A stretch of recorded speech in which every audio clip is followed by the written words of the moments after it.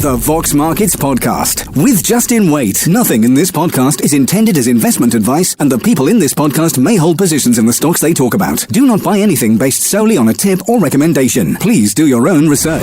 Welcome to the podcast on Wednesday, March the 24th, 2021. On the podcast today, John Meyer, mining analyst and partner at SP Angel. And we talk about copper, we talk about Europe, and the following companies: Arc Minerals, he's not happy; Cornish Metals, Rainbow Rare Earths, and Altus Strategies. And as always, at the end of the podcast, I have two lists for you. The top 5 most followed companies on Vox Markets in the last 24 hours, and the top 5 most read RNSs. You can check out both these lists at voxmarkets.co.uk. You'll see lots of other content, articles. In fact, there's an article on Aquis Stock Exchange, and ShareSoc unveil key findings of retail investor survey. There's a Novacyte article, Bahamas Petroleum article, Altona Rare Earths, and don't forget, of course, our COVID-19 index, which is biggest rise of the day.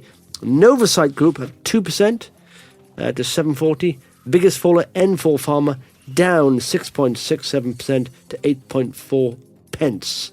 Check that out at voxmarkets.co.uk. Vox Markets is an online community of investors that runs a free mobile and desktop platform that allows you to track news and updates about any UK-listed company, offering RNS push notifications, detailed charts, pricing data, and much more. Find out more at voxmarkets.co.uk/app. And joining me on the podcast right now is John Meyer, mining analyst and partner at SP Angel. You all right, John? Yes, good, thank you. Good. Let's go into, you were talking there about Europe, and at the moment, I'm just thinking politically they're in a heck of a mess. And it just shows to a certain extent we're better out of that mess that they've created. Due to the vaccines, and I think they give themselves a double whammy there, because whereas we'll be unlocked, hopefully, this summer because of our vaccine programme, staycations will boom, our domestic economy will do well, I think. No one will be going to the tourist hotspots of Europe because they're so far behind in the vaccination programs, and it's in part what's down to them, isn't it? Really, because first of all, they said AstraZeneca, Oxford, vaccine wasn't any good because Sanofi, Macron said that because Sanofi failed, and now they want more of it. So it's like they're saying you're way behind the curve. But you're saying now there's some light at the end of the tunnel for Europe. Is that right? There is. Surprisingly, the market flash manufacturing PMIs are actually much better than expected for Europe, for the Eurozone. So the manufacturing, the services, and the composite, of course, all looking better than expected. And we're surprised by that. I mean, I suspect they're going to get worse again. I mean, the vaccine crisis in Europe really shows up the failings of the Eurozone. It shows that the Eurozone decision-making process is too slow. It's always too slow. It was too slow after the Asian financial crisis. It was too slow after the subprime crisis, often known as the global financial crisis. Their response for stimulating the economy is I think, will still be too slow. But as it happens, they have had a pickup in manufacturing in February, in services, and of course in the composite. That's led by Germany, very strong manufacturing recovery in Germany.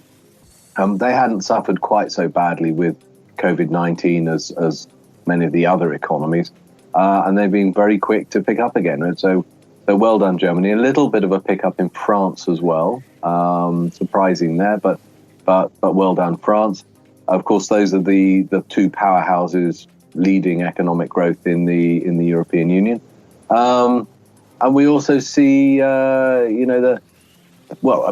is a economic recovery, but the oil price is telling us, the oil price collapse that we saw last night, telling us that actually there are headwinds ahead economically, and that maybe Europe, perhaps the lockdowns that are coming back into Europe are going to have more of a negative impact. Mm. Yeah. I'm just thinking there when you said that all different kinds. Of course, they're going to be slow moving on anything.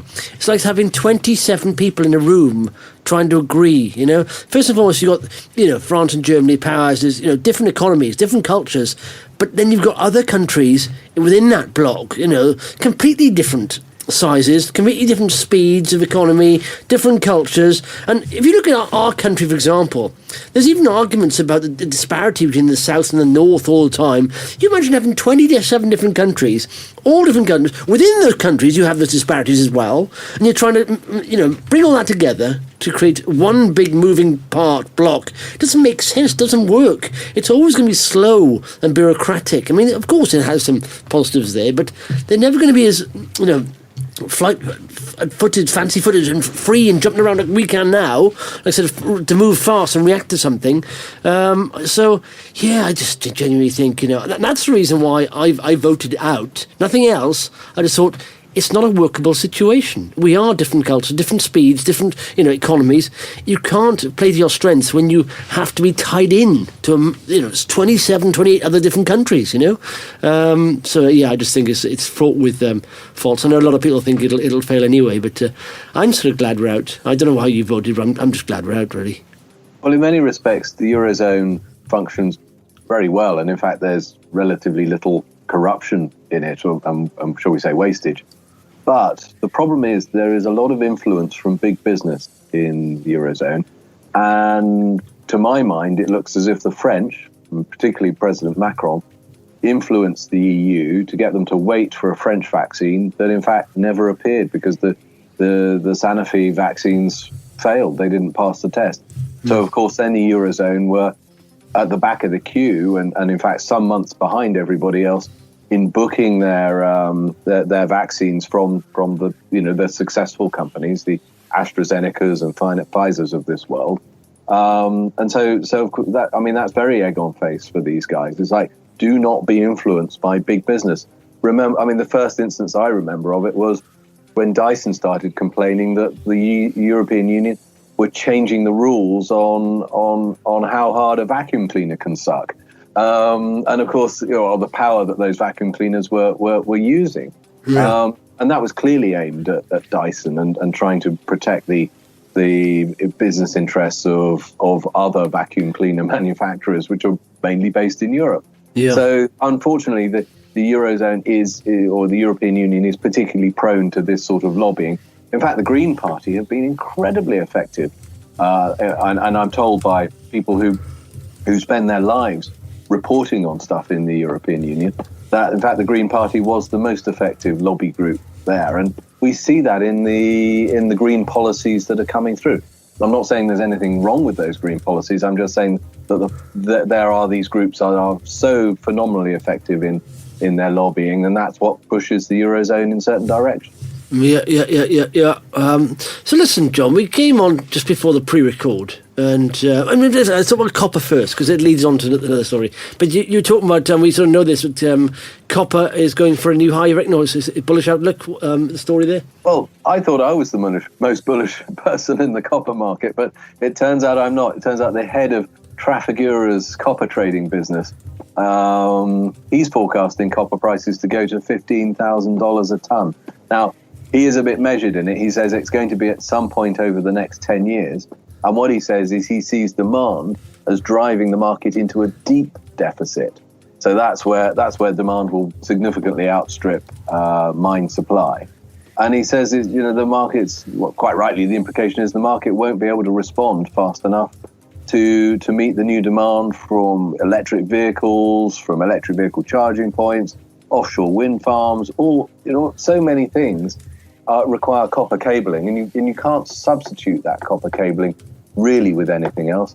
Okay, in air conditioners you can put aluminium pipes. I'd much rather have an air conditioner with copper pipes because it'll work much better.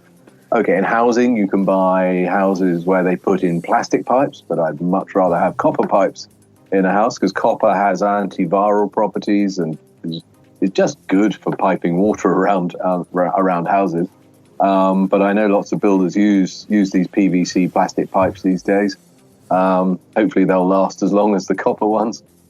But there aren't that many cases where you can actually substitute copper for aluminium and other metals, because you just don't really want to buy the product if it's not made with copper. So I do agree with this guy from Trafigura. I do think copper is going to go significantly over $10,000 a ton going forwards. And this is why the major mining companies are very busy in Zambia, Ecuador, Chile, places like that.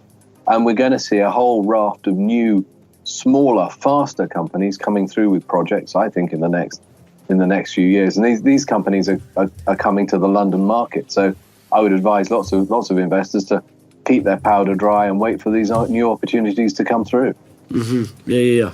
So, so before we spoke today, you said you were a bit sore, and I thought you meant from an AstraZeneca jab or something, but it obviously wasn't that. But you were talking about it as a fundraising ARC Minerals, and one of your favourites, ARC. You've talked about them quite often and regularly on the podcast, and bigged them up. Give them lots of airtime, and you did a placing there. You were surprised of, and I did just a search on social media, and quite a few people not very happy. Someone said, "So this is they've quoted and retweeted ARC Minerals account, and they said, "So this is a load of beeb." I can't say it on the podcast, but there's a tweet there from ARC Minerals that this is the strongest cash position we have been in for many years to be able to fund both 2021 and 2022 drilling campaigns and then some.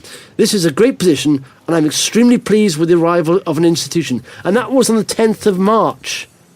So they've done the fundraise, but that tweet there suggests they wouldn't need to do a fundraise for years.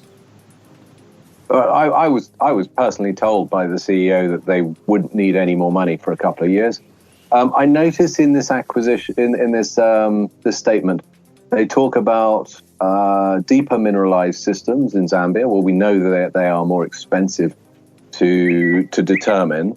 We know that those sorts of things take much longer to bring through. So perhaps this is a reflection of needing to spend more money on more exploration. I'm not sure how they figure that, how suddenly that changed over the last couple of weeks. Definitely investors were pretty bothered by the agreement to cancel the options that management have. Some investors saw that as very negative. They saw that as really capping the downside for management at what they saw as quite a high price. I'm not commenting on that, but that's what they tell me. And then this acquisition that they're doing, I think ARC have got good license areas in Zambia. So I don't really understand the rationale of going into Botswana, where exploration is expensive, and where exploration is difficult because they have to see through a lot more. They have to see through a lot more sand. Yeah. So has your trust been broken here? What's your thoughts?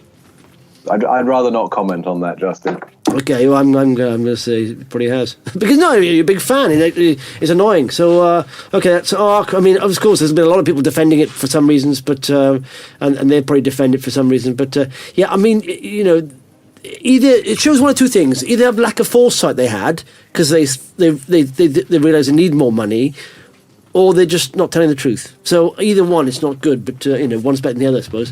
But, okay, that's ARC. Justin, I would say that we normally like the fact that companies raise money because well-funded companies do better than companies that are a bit short of cash. But it is just a bit unusual to be told that no more cash is needed and then suddenly see it raised. Yeah. But there we are. That's there's a lot of companies looking for cash at the moment in the mining sector, and that's partly because there's a lot more cash around than there has been for a long time. Yeah. Okay, all right. Well, let's move on to the next company then. Cornish Metals. What's happening to Cornish Metals, John? Well, they've been a bit quiet since they listed in London, but it's nice to see that they say that they're starting drilling again at the United Downs project in Cornwall. I guess the rainy season in Cornwall is now over. Hopefully. Mm-hmm. Hopefully for anyone who's planning on going down there for a bit of a break. Looking forward to better weather. So they're going to start drilling from up to 5 sites. I think that's good because the last drilling they did saw 8.5% copper over 15 meters. Now, okay, I think they were drilling down the vein to some degree because these are close to vertical veins. Also 1.2% tin in there. And I think they'll find more of that.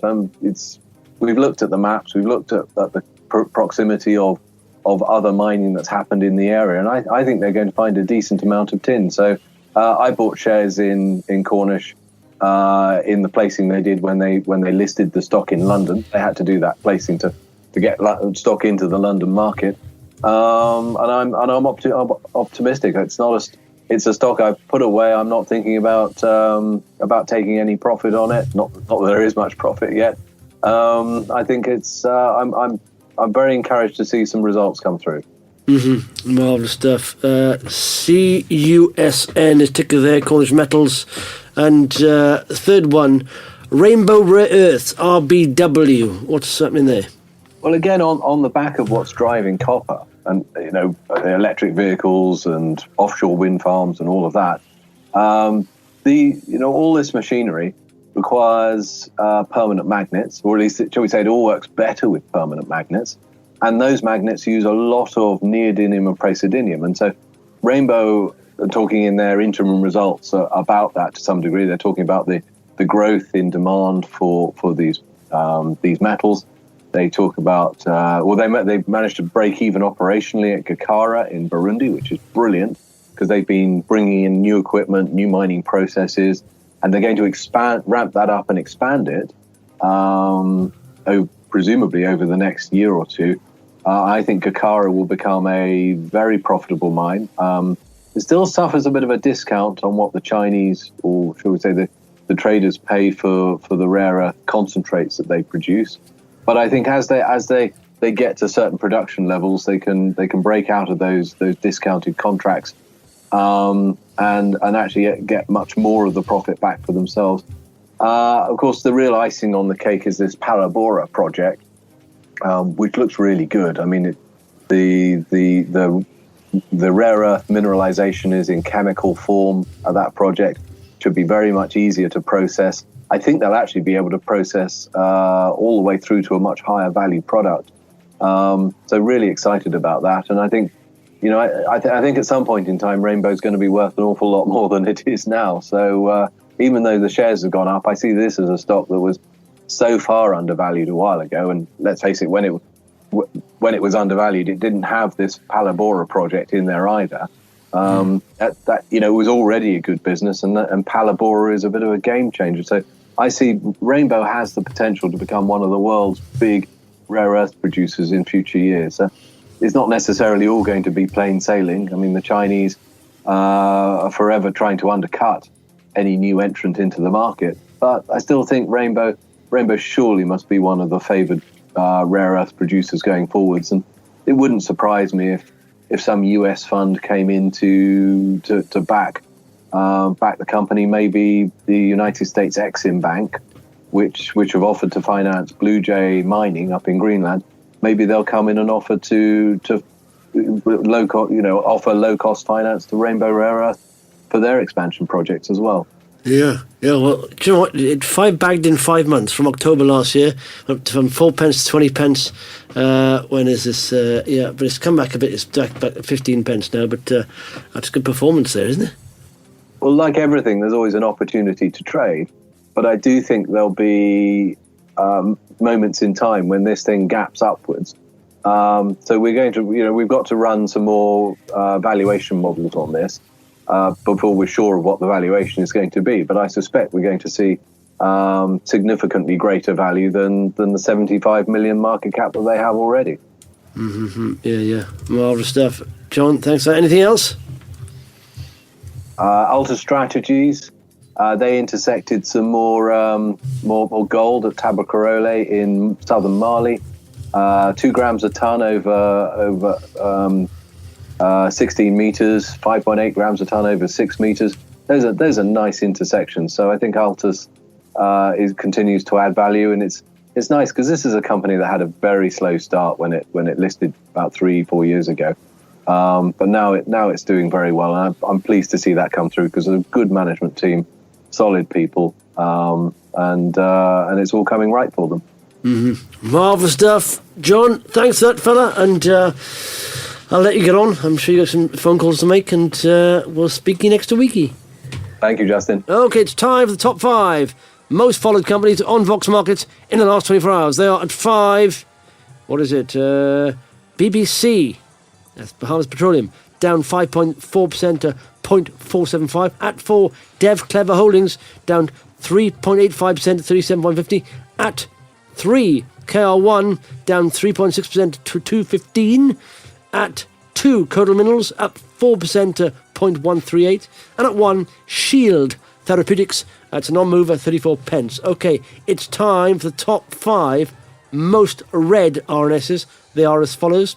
At 5, Bahamas Petroleum, High Impact Exploration Update. At 4, Deep Verge, 3-year technology and commercial agreement with Microstake. At 3, Amiga Holdings, regulatory update regarding scheme arrangement. At 2, Arc Minerals, proposed placing and acquisition. John talked about that in the podcast. He's not happy. And at 1, Noversight, launch of Variplex CE Mark test.